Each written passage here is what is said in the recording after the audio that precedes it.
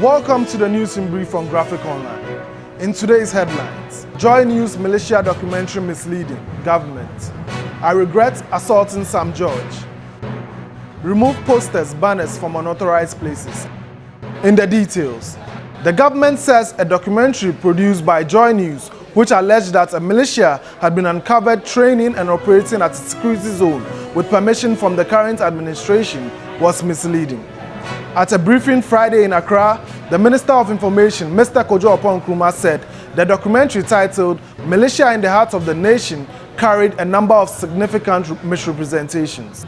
He stressed that although the documentary stated emphatically that a militia had been uncovered in its promotion, it only showed young people converging at the castle, Osu, in the belief that jobs would be found for them.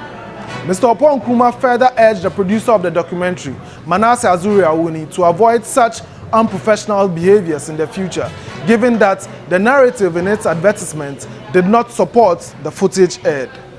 The promotion of the documentary and the narrative of the documentary stated emphatically that a militia, that is, a military force raised from the civil population to supplement a regular army in an emergency, a militia, had been uncovered training and operating at a security zone with the complicity of the current administration and identified as belonging to the New Patriotic Party.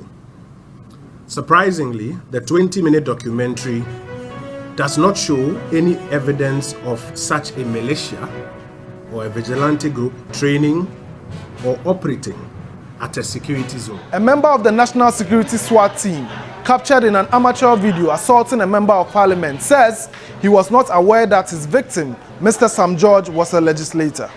According to Mohammed Suleimana, he immediately regretted his actions after finding out that the individual was Sam George, MP for Ningo Pram. He made a disclosure Friday when he appeared before the Justice Emil Short Commission of Inquiry, which is holding its final public hearing. The government has promised action following a CNN report into child slavery on Lake Volta. The Minister of Information said specific action aimed at rescuing the victims, rehabilitating them, and reintegrating them into society would be taken. Around 20,000 children work on the lake, enslaved by fishermen who they call master. Metropolitan, Municipal, and District Assemblies in the Greater Accra region have issued a 14-day ultimatum to people who post posters and banners around the city illegally to take the posters down or face prosecution. Churches, advertisers, filmmakers, and members of the public who hoist banners and posters have also been advised against carrying out such acts, particularly on ceremonial streets, including the John Evans Atta Mills Highway, the George Bush Highway, the Obasanjo Way, the Liberation Road, the Independence Avenue, and the three ring roads, the Castle Road, and surrounding areas. The move by the MMDAs is part of efforts to fulfill the call by the President to make Accra the cleanest city in Africa. The National Organizer of the New Patriotic Party, Mr. Samia Uku, has challenged members of the party not to be complicit in the run-up to the 2020 elections.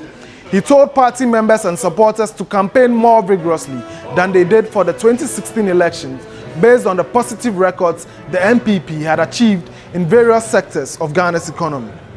Finally, it was another day of glory for Wesley Girls High School in Cape Coast when the school swept 4 of the 6 prizes at stake at the 2019 WAEC Distinction Award ceremony on Friday. Miss Wilhelmina Opoku, a former student of the school currently pursuing science at the Kwame Nkrumah University of Science and Technology, was adjudged the overall best student in the WASI.